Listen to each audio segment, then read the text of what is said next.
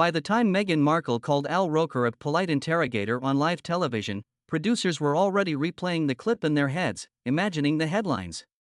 What no one knew yet was that the most explosive part hadn't even happened. The real detonation was still sitting quietly in Al's left ear, waiting to be obeyed. If you listen to this story to the end, you'll never again believe that a friendly morning interview is just a conversation. It's a knife fight with coffee cups on the table. "Welcome back to today," he said, that familiar warmth wrapping every syllable. Joining us now, actress, advocate, and former Duchess of Sussex, Meghan Markle. Applause. A polite, studio-sized wave of it. Meghan walked into frame, cream blouse, dark trousers, heels that didn't make a sound. She sat, crossed one leg over the other, and smiled the way people smile when they've practiced in the mirror. Beautiful. Precise. Careful. "Good morning, Meghan," Al said. "Glad you're here." "Morning, Al," she replied, voice smooth as glass. "Glad I was deemed safe enough to invite." The crew traded the first quick glance of the morning. That hadn't been on the prep sheet. Al gave a small laugh. "You're always welcome here." "In theory," she said lightly, tucking a strand of hair behind her ear. "In practice, we'll see." In his earpiece, the control room crackled. A producer's voice, tight with caffeine. "It's good. She's spicy. Stay with it, Al." He cleared his throat and looked back at his cards, the ones he'd rearranged 3 times already. Safe to risky. Rerouted to conversational. He picked the safest one on top. "You've been busy," he began. "New projects, humanitarian work, life in California. What's been the most fulfilling thing for you lately?" Meghan's eyes flickered, not annoyance, exactly. Recognition. "The assumption that my real life began after I left the UK," she said, smiling. "That's always interesting." She let the word hang, interesting. It sounded a lot like indictment. "I've been doing meaningful work since long before someone stamped Duchess on my forehead," she continued. "But the fulfilling part? Waking up and making choices that belong to me. No palace memo required." Al nodded, feeling the first shift in the air, that invisible change when an interview stops being a script and starts being a negotiation. "That independence," he said. "A lot of people admire you for it." "Some do," she replied. "Some are terrified of it. Depends who writes the headline." His earpiece crackled again. "Good. Lean into headlines, Al. Ask about the royal stuff second block." He forced another easy smile. "Well, headlines aside, how's life in California treating you?" This time, her answer came wrapped in sunshine. "It's home," she said softly. "My kids run barefoot in the yard. Harry makes terrible smoothies. The dogs bark at the ocean like it owes them money. It's messy and loud in ours." For a moment, the temperature in the studio warmed. The crew relaxed. Even Elle felt it, the small, human picture that makes people lean closer to their screens. Then the producer cut in again. "Okay, warm up over. Second block, family, royal, tension. Don't lose her, but push." The little red light above the main camera winked off. "We're clear," someone shouted. Commercial break. Music swelled, the illusion of ease filling the studio. Makeup artists swooped in with powder and brushes. A production assistant swapped Al's mug for a fresh one. Meghan adjusted the bracelet on her wrist, eyes fixed on a point somewhere just beyond the cameras. Al leaned slightly toward her, dropping his voice. "All good?" he asked. She smiled without looking at him. "Al, there's a reason I don't do many of these anymore," she murmured. "But you're better than most. So far." "So far," he echoed. Her gaze finally met his. "Just don't pretend to be surprised if I answer honestly." The countdown started again before he could respond. 5, 4. His producer's voice slid in, low and urgent. Second segment. Ask about the family. The London trip. We need something real, Al. He swallowed. Define real, he muttered, but the director was already at 2. 1, we're live. And we're back, Al said smoothly. Still here with Meghan Markle.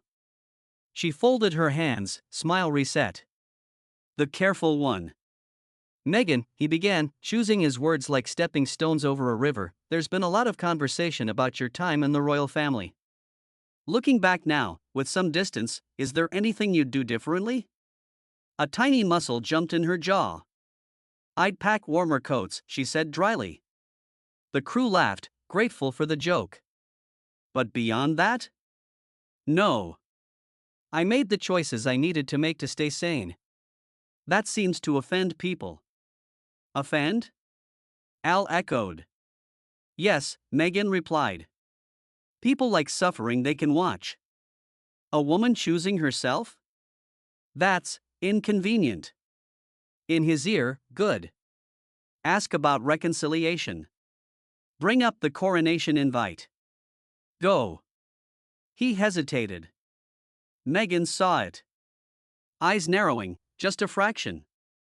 There have been reports, Al said carefully, about distance between you and the family.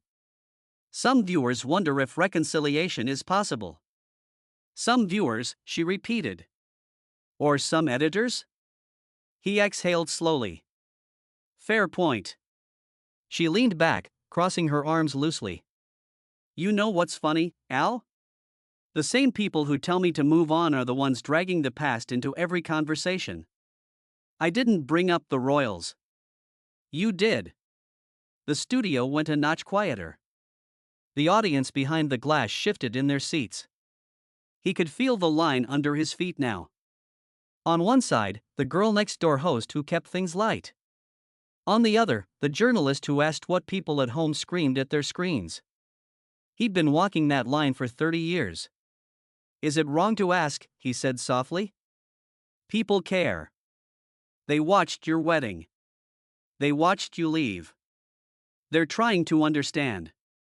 She stared at him for a long moment, and for the first time, something like tiredness flickered in her expression. What people want, she said slowly, is a fairy tale with commercial breaks. Princess in, princess out. Tears at 11. I stopped auditioning for that role. Commercial music crashed into the tension like a wave cutting a wire. Clear. The red light went off. The energy in the room exploded into murmurs and quick whispers. In the control room, a junior producer named Lena dragged her eyes away from the monitor, heart pounding. This wasn't just good television. This was career-making chaos. Or career-ending, depending on whose name was on the call sheet. Do we pull back? The director asked, half joking. The show's executive producer didn't smile. Are you kidding? We haven't even hit the clip yet. Clip? Lena asked. The executive slid a stack of notes across the console. On top, a tabloid headline, blown up and highlighted. Harry and Meghan living separate lives? Sources say it's complicated. We need an answer on this, she said. A real one. Not PR fluff. And if she walks? Lena asked. Then she walks, the executive replied. And we own the footage of the walkout. Back on set, a sound tech adjusted Meghan's mic. She watched his hands, then looked up at Al, voice barely above a whisper. They're pushing you, aren't they? She said. He blinked. Who? She tipped her chin toward his earpiece. The invisible chorus. He chuckled, but it came out flat. That's television. It's choreography, she replied. I just didn't come here to dance. 30 seconds, the floor manager called. Al looked at her, really looked. Not as content. Not as controversy. Just as a woman who'd flown across a country to sit in a chair where people rarely tell the truth. What do you want out of this? He asked quietly. She held his gaze. For once? To finish an interview without feeling like I'd been cross-examined in a friendly tone. The countdown hit 5. His producer's voice cut through the moment. Al, this is it. Ask about the separation rumors. Don't let her wriggle out. We need the line. 3, 2, 1. We're back, Al said, voice steady, hands clasped. Meghan, before the break, you talked about choosing yourself. Many people admire that. But there have also been concerns. Concerns, she repeated, the word tasting bitter. Such a gentle word. There have been reports, he continued, that you and Harry have been living apart at times. That the pressure has taken a toll. Is there any truth to that? Silence. Real silence. You could hear the faint hum of the lights, the tiny hiss of air conditioning.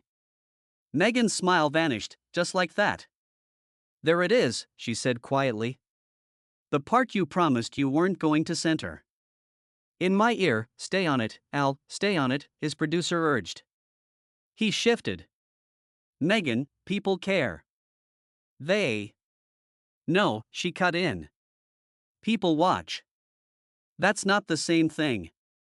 Her eyes hardened, but her voice stayed eerily calm. You know what's fascinating, she continued. I agreed to talk about my foundation, my work with girls, the schools we're building. You nodded. You smiled. And here we are, 10 minutes in, dissecting my marriage like it's a plotline you own. He felt the sting of that even though he knew it wasn't just him. I did mention the foundation, he said softly. As a transition, she replied. Not as a story you actually care about. The control room buzzed. This is gold. Lena watched, a knot forming in her stomach. It didn't feel like gold. It felt like watching someone being cornered while everyone else pretended it was a dance. Al took a breath. Meghan, he said, if I'm honest, there is pressure. Yes. Ratings, clicks, whatever you want to call it. But I'm also trying to hear you. To let you speak. Then why, she asked, does it feel like every question is a trap with a smile on it? The line in his ear, push back, Al, don't let her control the narrative. For the first time that morning, he ignored it. He leaned forward. Because, he said, I've been doing this long enough to know that if I don't ask what people are already thinking, they'll say I'm protecting you. And if I do ask, I'm attacking you. Either way, someone gets a headline. Maybe the real trap is the chair you're sitting in, not the questions I'm asking. The crew froze. This wasn't on the cards. This wasn't on any prep sheet. Meghan's expression shifted, just a little. Less anger. More, something else. Resignation. Recognition. So you're a victim too, she asked. He smiled sadly. I'm a participant. Same as you. Different costume. Her eyes flicked to his earpiece, then to the camera, that red light that meant millions of strangers were in the room with them. How many people, she murmured, are talking to you right now, telling you what to say to me? He hesitated. That was the line he wasn't supposed to cross. The fourth wall, the one that kept the machine invisible. Enough, he said finally. Enough that if I don't listen, I'll get my own headlines tomorrow. She nodded slowly. Thank you for at least admitting it. Then she did something the control room didn't see coming. She turned directly to the camera. If you're at home, she said, voice steady, I want you to know something. When I sit in this chair, I'm not just talking to Al. I'm talking to producers you never see, sponsors you never meet, and narratives written long before I walk through the door. I'm not here to be liked. I'm here to be heard. There's a difference. Cut her off, the executive snapped. Al, steer it back. Now. He could have. 30 years of experience meant he knew exactly how. A joke, a pivot, a soft question about charity. The old choreography. Instead, he took a breath and did the one thing no one in his ear expected. He reached up and slowly removed his earpiece. The entire control room went silent, like someone had pulled the plug on God. Meghan, he said, his voice suddenly quieter, naked in a way television almost never allows. No one is talking to me now. So let me ask you something different. She blinked, surprised. Okay. What does it cost you, he said, every time you sit in a chair like this? Her throat worked before she answered. Pieces, she said. Tiny ones. The ones people think don't matter. A joke I don't make because it'll be twisted. A story I don't tell because it'll be sliced into a headline. The calm face I keep on when I want to scream. It adds up. And why keep doing it, he asked. Why come here at all? Because silence, she whispered, is the only thing people hate more than the truth? If I disappear, they'll still talk. They'll just do it without me. His eyes softened. The crew watched, fascinated, uneasy. Somewhere, Lena felt something in her chest loosen, the sense that maybe, for once, this wasn't just content. The producer's voice finally broke through, shouting from offset now, not through the earpiece Al had abandoned. Wrap it, Al. We're over. We're over. He glanced toward the chaos, then back at Meghan. One last question, he said, ignoring the frantic hand signals. She almost smiled. You're really going to get yelled at after this? Oh, absolutely, he said. But I'll survive. He held her gaze. Do you think, he asked, you're ever going to be able to tell your story without someone like me sitting between you and the world? She looked at him for a long, long moment. The cameras kept rolling. The studio, the crew, the invisible millions at home, all of them waited for the answer. I don't know, she said quietly. But today is the closest I've gotten. The floor manager slashed the air with the final cut signal so hard his arm shook. We're out, he yelled. The red light on the camera died. Silence crashed over the studio like a wave. Then sound returned all at once, rushed footsteps, overlapping voices, the executive striding onto the set already mid-sentence. What the hell was that? She snapped at Al, you just threw the rundown in the trash. He held up a hand, still strangely calm. We had a conversation, he said. You wanted a moment. You got one. Meghan unclipped her mic slowly, fingers steady this time. You'll cut half of it, she said to no one in particular. The executive opened her mouth, closed it again. The truth was, she didn't know what they'd cut. The raw footage was radioactive and priceless all at once. Lena watched from behind a camera, heart hammering, already imagining how the clip would look online. Not the jabs. Not the rumors. That single, simple movement of Al taking the earpiece out of his ear. By the end of the day, that's exactly what everyone would be looping, the moment the friendly morning host literally unplugged himself from the machine. Half the internet would call him a hero. The other half would call Meghan manipulative. The truth would sit somewhere in the middle, ignored, like it always was. Hours later, the edited segment would air again, trimmed just enough to be responsible, messy enough to be irresistible. Comment sections would fill with strangers choosing sides as if they'd been in that room. But for now, in the echoing quiet of the cooling studio, Meghan slipped on her coat, nodded once to Al, and walked toward the exit without looking back. He watched her go, earpiece still resting in his open palm. The next morning, he'd put it back in. The show would go on. It always did. But every time a red light blinked on after that day, he'd feel the ghost of its absence, that brief, dangerous moment when he'd heard nothing but the person in front of him. And somewhere, in another city, headphones on, a listener would replay the audio of that interview and realize something they'd never noticed before. The real scandal wasn't what Meghan said. It was how rare it is, in a world full of microphones, for anyone to actually be heard.